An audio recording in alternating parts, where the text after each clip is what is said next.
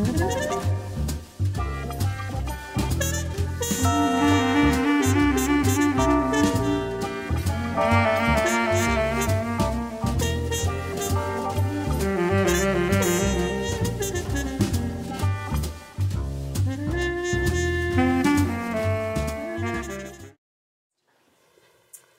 happy to go first, if that's okay. Sure. I really enjoyed watching this movie, and especially twice, because I got a chance to preview it beforehand. I thought that Byron Hurt made just excellent points throughout the entire film, giving us information about the strong traditions that food has for different cultures. You know, he focused on the African Americans, but I think it's true of many, many cultures, and how deep-seated that is in our relationship to food and comforting ourselves, and how it draws us together just as, you know, a family. But I think that he also showed the progress of through the history, and then the helping us to understand how food changes. We have it from being foods prepared at home, and how people got away from preparing foods at home, and big business and fast food chains have taken us away from some of that ability to even prepare our own food, and the notions that food that's produced by food chains and fast food restaurants appears really cheap, but we all know that it is very unhealthy for us and contributes to our current state of obesity. I think that as he showed towards the end, I really feel like he gave us some hope, and I'm hoping that that's going to be part of what our discussion tonight is going to entail, is where can we go from here? We all understand what's happened, but where can we go? How can we make some changes in our infrastructure to help with changing the culture of food? And I respect how he mentioned we don't have to give up all of our favorite traditions, but that word moderation, which some people really take offense to, I think it's a very practical term. We can all enjoy some of those favorite things, but we don't need and should not be doing it on a day-to-day basis. So the points he makes about educating our children, educating their parents so they know how to prepare healthy foods, having foods available both as they talked about, food deserts in cities, but also even in rural areas. You know, how is food accessible, healthy food accessible to us? How can we produce our own food, and or make healthy foods available through farmers markets and various sources like that? I view this film from a health perspective. I'm a healthcare worker and am dealing all the time with people with obesity, people with diabetes, pre-diabetes, seeing this happening in children, and it's a really, really discouraging state of our physical health. And I'm in a community that doesn't even have an African American population, so this is not just an African American problem. It's a global problem. So I really am hoping that we can have a lively discussion about where can we go with all this, and what is each one of our responsibilities to make changes for our society. How many of you identified with some of what was going on in that movie? I know I did. I really appreciate your saying moderation. I can still hear my mother. Everything in moderation. One of the things that I really appreciated about what Byron Hurt did was the story of his family, to tell a bigger story of what is happening in our country and what has happened over not just the last few years, but if anything, for hundreds of years. One of the trailers just before this movie started was the little trailer for Ken Burns' The Dust Bowl, which was shown at the end of last year. Lord help us, but we may be heading for a similar problem in the Midwest right now. Maybe not in the same scale, but the destruction of our Midwestern fields is an issue that is going to affect all of us. And I'm struck by the number of different connections that he makes all the way through the movie. One of the most powerful of which is food memory and food heritage. One of the people he interviewed, Jessica Harris, who's a very well-known African-American food historian, and she has traced the movement of certain ideas about food, and she mentions them: corn, rice, and yams. Now, corn originates in the Western Hemisphere. It's taken to Europe by the Spaniards, and it becomes initially poor man's food. It's a belly filler. You get a lot of energy from it. But if you don't know how to work with the grain, it can be devastating from a dietary perspective. Corn contains a tremendous number of vitamins and minerals, one of which is niacin. But if you don't cook the corn properly, and there's something that Native Americans had figured out, you don't get access to the niacin. When your diets are built around specific staple carbohydrates, of which those three were critical in the African world, and when they get moved to the Western Hemisphere, become very critical to African American populations throughout the U.S. South, but also through other areas of the Central and South America. One of the diseases that comes from a vitamin deficiency is called pellagra. It is a niacin deficiency disease that was often connected to people whose diet was based around corn. And we found this all through the American South in the 1930s and 40s, and the way that we went out and tried to deal with it was, you need to eat more leafy green vegetables. You need to diversify your diet, which wasn't being done. The connection is also, as several people say, especially that wonderful minister from the Nation of Islam, and he said, you know, we equate soul food with slave food. This was what we had to eat. Jessica Harris's book, one of her books is called High on the Hog. Does anybody know what that means? I'm sure some of us have heard High on the Hog. What does that mean? It means that high on the hog is where the bacon is. No, no, no. High on the hog is where what is? The bacon's on the belly. That's low on the hog. That's where the loin, that's where the chops, that's where all the good cuts are. High on the hog. And so I was eating low on the hog. I ate feet. I ate tails. I ate salt pork. I ate bacon. I ate ears. I ate something called hogmaw, which is stomach. Chitlins, which were just rinsed intestines. That's what I ate. That was low on the hog. High on the hog meant, oh, you were eating pretty well. So one of the things that African Americans figured out is how to survive, not just one day after another, but for 300 or 400 years, eating some of the worst possible food you can imagine. They're not the only ones. If any of your families come from Europe or from Asia or South America, whose families were poor, who came to this country to escape that poverty. I've learned a lot about my mother's family in Italy. Oh my goodness, I can see why they left. Because they were eating low on the hog.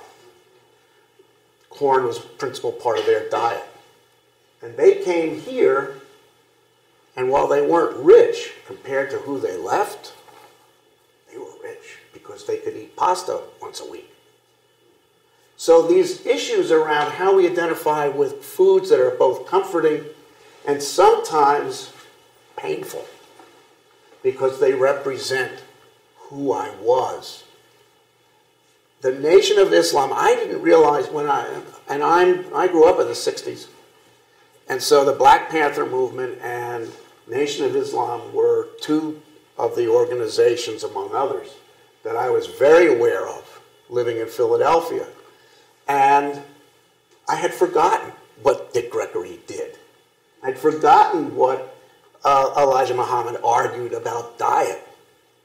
That's slave food. You can be better than that, and here's what you can eat, which was a healthy diet. In a way, those messages got lost in the last 30 to 40 years. I really appreciated that one of the last pieces of that film is this isn't just about soul food. This is about how America eats. And what really gives me optimism is that last section of those kids at St. Philip's. I was just laughing when I saw how engaged they were. But this isn't the only place. In Vermont, we are blessed with places like Shelburne Farms, a program called Food Education Every Day, FEED, which is a product of Shelburne Farms, NOFA Vermont, and FoodWorks, which is here in Montpelier, to help teach kids where does food come from. And by the way, I really love what that guy said. When you taste something fresh for the first time, you might not like it because your food memory is fit around something that's processed with a lot of sugar and a lot of salt, which you and I are hardwired for, unfortunately, because humans didn't have any sugar when we were first roaming the earth. If we could find food or we could find honey, we were lucky. And we craved it, but it was very finite. Today, you and I can find sugar even sitting on the back counter there, here at the coffee service. It's everywhere. And while we point the finger at high fructose corn syrup, say that's a bad thing, sugar's everywhere. Sugar is sugar. It just happens that corn syrup is a really good way to make a whole lot of products, which in our industrial food production, it tastes sweet and it's attractive to all kinds of people. So I really appreciated when you said, you know, there's not a very large African American community in Vermont, but we have an obesity problem in this state. We also have a hunger problem. 12% of Vermont's population goes to bed hungry every day. So there's a real disconnect between abundance. Anybody know what's the percentage of food that we waste in our country? A third. A third. Can you imagine what prices would be if we didn't waste any of it, let alone access to people who don't have any? That's part of, for me, that's part of what's embedded in this movie. So I think we are both really open to your questions, comments, reactions, disagreements. Carol? I can put Ilene first. I think the movie was great. He touched upon just about every point that needs to be brought up, and he gave ideas of how things could improve, and he showed how things are improving. How do you think we're doing in Vermont? How do you think we're doing in the schools? I know that the dietitians and the nurses in the schools in Vermont are very aware of this issue and very active, but what have we accomplished so far, do you think? I'm not sure I feel very positive about that, but I think that, and I said this as part of my bio, I think we have to look at this as one step at a time. And we have a lot of change to make, and it's not going to happen overnight. I'm very inspired by Michelle Obama and some of the changes she's tried to have with getting the message out about the problem that we have with obesity. and making changes to school lunch programs. So there are new federal mandates that say school lunches can only provide whole wheat bread. School lunches have to have more fruits and vegetables, leaner meats. They are really making some concrete steps. And it's interesting because I'm hearing back from parents, particularly high school parents, that with some of these restrictions that are guided towards our typically obese population, it's hurting our active, our physically active teens that are not overweight. And so it's kind of, it's a challenging problem because we've got a mix there. But I think that getting some of the healthier foods into the schools is a great start. I think that some of the programs, like you mentioned, FoodWorks and some of these other programs like Feed are phenomenal, and we have to keep working on that education in the schools to at least enlighten kids and at least have them tasting things that they might not be getting at home. Are you starting to see a difference in the parents? I mean, what I've heard for 10 years now is that parents don't want to hear that their kids are overweight, let alone obese. They don't want to hear that they're overweight. Yeah. Are the kids, in this movie, are the kids starting to bring home the message from school saying, Mom, why are we eating this? Shouldn't we be eating this instead? Well, that's a great question, and I don't have the answer to that. Truthfully, I'm still experiencing the resistance from the parents. So again, I just think we have to keep plugging along at it and keep trying to figure out ways to get this message out. And I think teaching adults how to cook is a big problem. A lot of times they just really don't even know how to prepare foods anymore. It's much too easy to open a can, and they don't know how to even do this. I think there are programs with food shelves and with WIC. There are a number of things that are going on. I really appreciate what Ilene was saying. This is one step at a time.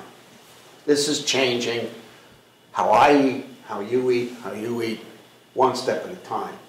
When I think about where the Vermont Fresh Network started in 1996 and where it is today, it's day and night. When I think about what didn't exist in the state of Vermont in 2000 and where we are today, it's day and night. That still doesn't mean that we can sit back and say, let's pat ourselves on the back. There are more schools today sourcing local Vermont food. That's true. Of all kinds. 10 years ago, it was, oh, it's going to bust my budget to buy an apple that costs 1 cent more. Nonsense. Finally, parents who really stepped forward and said, I want my kid to eat better. You mentioned something about this issue around the kids who are active. And the other piece that was in there, which we haven't really said much about, is, and I think it was Jessica Harris who said, you know, their diets require 3,000 to 4,000 calories a day to work. How many of us require 3,000 to 4,000 calories a day to work? I don't. I will work at a computer. Kids today are not as active. You go past the elementary school and everybody's out at recess, but it tends to die down as they start getting older. We're fortunate. The high school now has a program built around a science teacher who's developing a curriculum that everybody, from the math teacher to the geography teacher to the social studies teacher, can all buy into, around where food is central to all of these things. And they're growing food that they can serve at the high school. It's amazing to me when I have traveled to see what's going on that doesn't get any visibility beyond the local community, and it's making a difference. So I've gotten involved in the food world because I'm optimistic about what we can change. And I think what he was trying to suggest is there are major problems. The children are the answer, in my opinion. They have made a difference with recycling.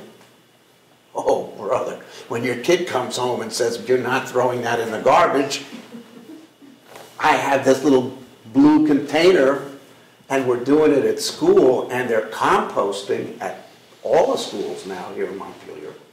That's very exciting. So I think we can continue to say there are things wrong, Carol, but at the same time, I'd like to say there are plenty of good reasons to be optimistic and to continue to push for change. And I think it happens because there's leadership within the schools, a teacher. How many of you, I moved to Montpelier in 1995, and one of the first people I met was a guy named Dale Conoscenti. Does anybody remember Dale? He had a restaurant over here on State Street, but before that, when I met him, he was the food director for the Barrytown Elementary School. And he was buying all this food. He was trained at Necky. And the kids went berserk. It was the best stuff they'd ever eaten. He left, and they went back to doing the same old thing. He was way ahead of his time when it came to the school system.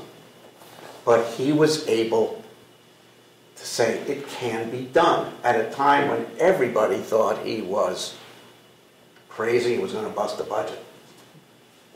Sir? Just because there's always room for good news stories, I want to capitalize a little bit on what you had mentioned about composting in schools. In Montpelier, not only is there composting at schools, but they call it closed loop composting. So the compost goes to the high school with the greenhouse where they grow greens, and at least once a year, as far as I know, there's a salad day at the schools here in Montpelier. What a wonderful story. Above and beyond that, another good news story is just to watch the food bank evolve. If you haven't been to the Vermont Food Bank, it's a wonderful experience, and they're always looking for volunteers. But in volunteering over the years, I've seen it grow to the point where they now own agricultural land. Yeah. They grow food to supplement the donations by local supermarkets. So there's fresh food. They employ a chef. The chef then takes the food from the fields and makes fresh foods available to Vermonters who are looking for additional food supplements. It's really quite amazing. It's a real sea change, given that so many food banks have relied on government surplus. Our schools, and government surplus, by the way, is everything that nobody else wants. And we've been feeding it to our kids for decades. I really appreciate what our food bank has done.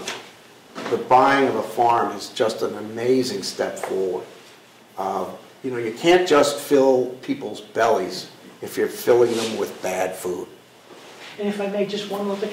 They've also planted 8 apple trees outside the food bank.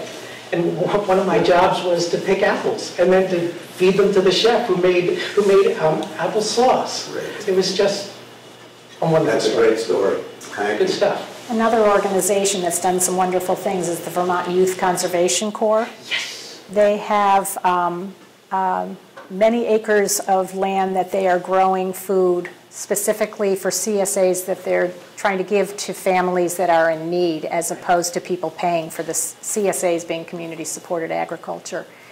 And along with that came instructions on how to use the food, and they tried to specifically grow foods that were familiar to people so that people weren't getting radicchio and not knowing what to do with it, but they were getting more common vegetables. So that was an experiment last summer for the first time. There were 80 shares, and I know they have an interest in continuing to do that. As always, there's issues regarding fundraising to support it, so hopefully they're going to be able to find resources to continue that. Sir.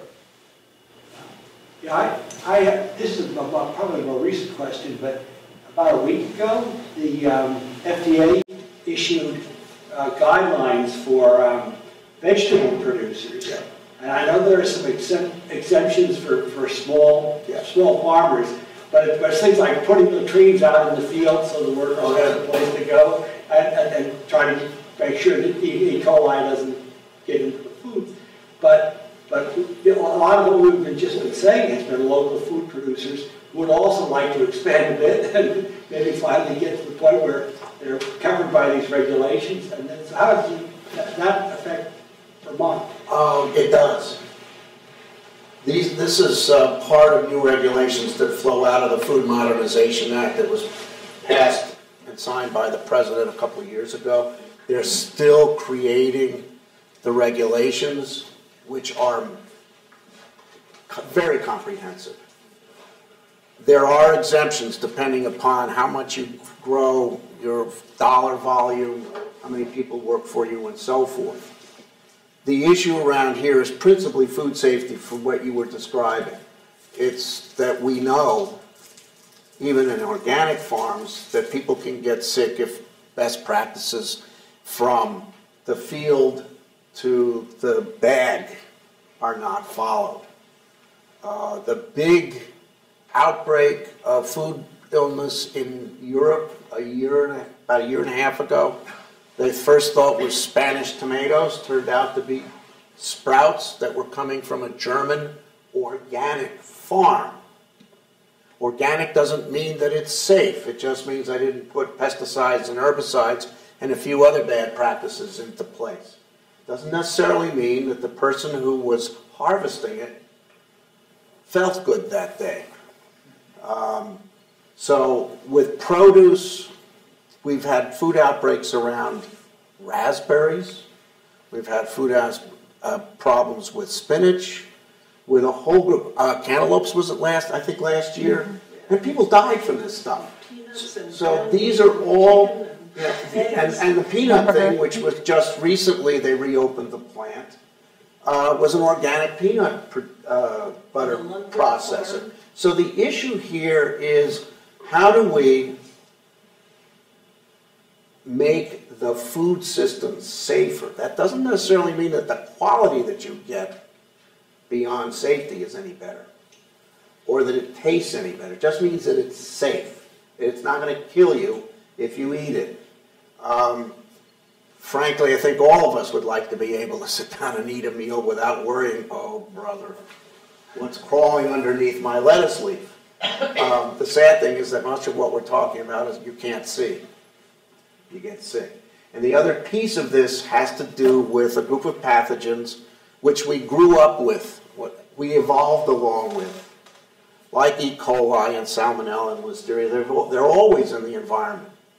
But we've created a group of these now, like E. coli H7157, which is deadly.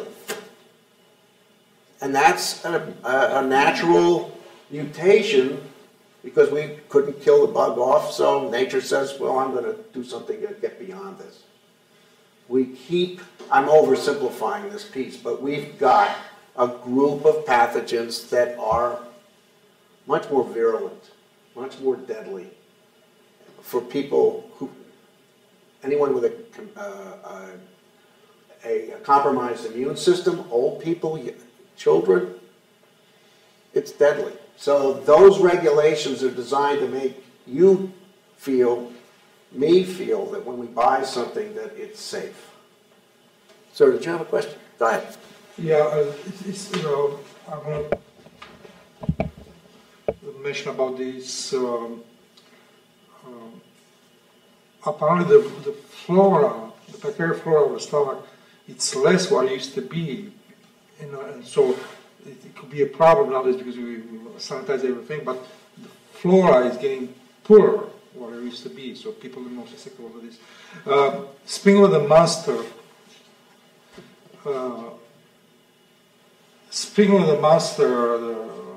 was the other day at the grocery store, Shaw's, and a huge old paper towels.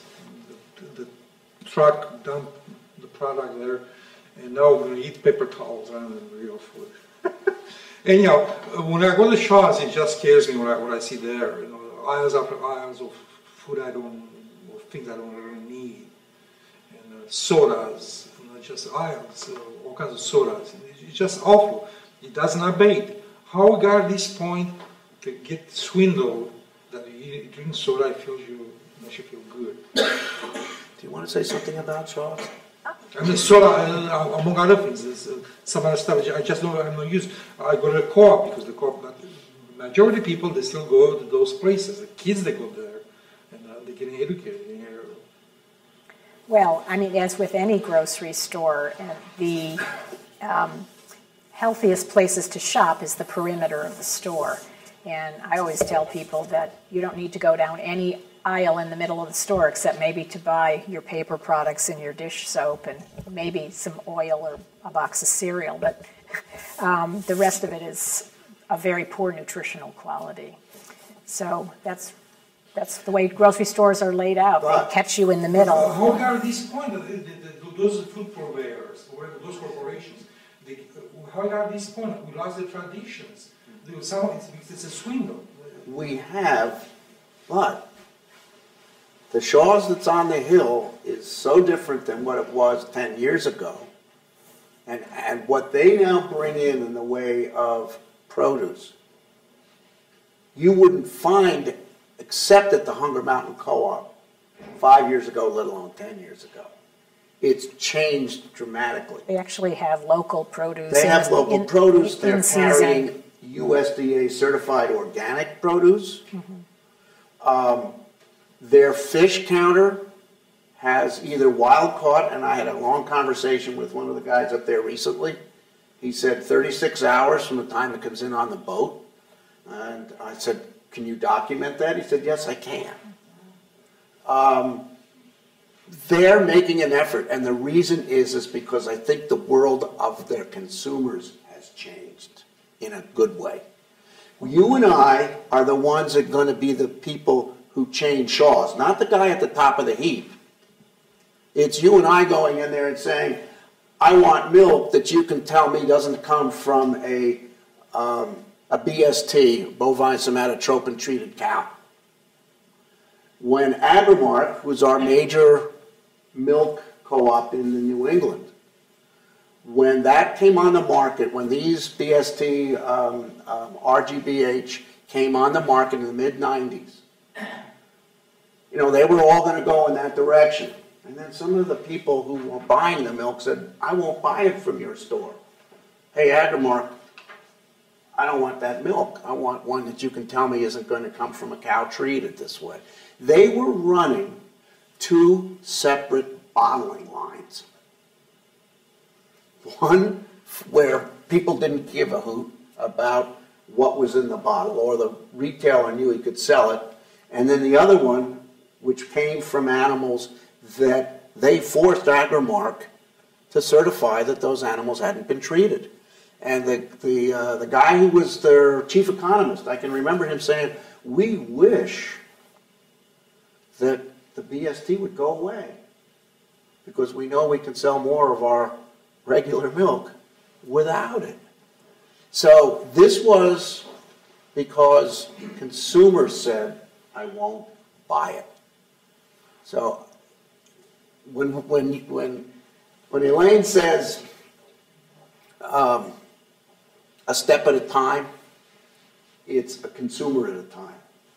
It's my saying I'm going to spend my dollar in Vermont, or I'm not going to buy this, or I'm going to ask the supermarket or the co-op to bring something in that I want. Enough people say that, they hear it, especially if the item's not moving.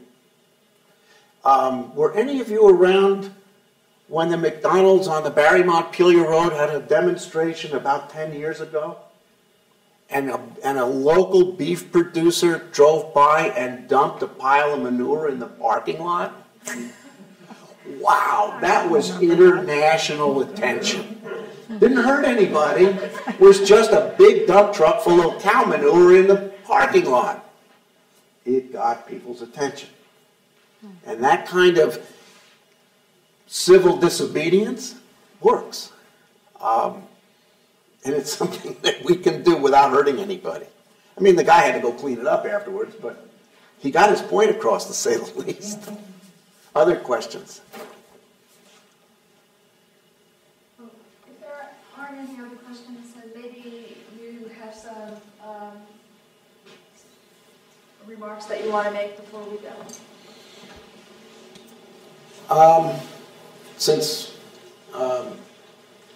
Ilene started before I did, I'll be the one to maybe start first. I think we should be optimistic. I've devoted the last 10 to 15 years working in the food and agriculture world because I think it's worth doing. And if anything, when I see a meeting like this, this is a reason to be optimistic, number one. Second, there are people like Byron Hurt who have something to say about our world and our country that appeals to me. I'm not African American, but what he has to say is important to me as a citizen. And we can make choices. That's the bottom line is every one of us makes a choice. Our food system is a product of millions of choices made every day. It's sort of taking your idea about one step at a time. It's $1 at a time. And each time I buy something that's not from out of state, my money stays here, number one, but I eat better. So I feel, while I felt that the movie was very emotional in lots of ways, both good and sometimes very painful, it ends with, I think, a really important optimistic message. And that's something that I think we can applaud. Very well said. I just agree with a lot of what you just said, Jeff. And I think our mission is just to help every one of us just get invested in why this is important to us and why we feel we need to make change for ourselves personally and to help other people in the process. And just value that change because these changes are just helping us move in a much more positive, healthier direction. So everybody keep trying. Keep working at it. Thank you.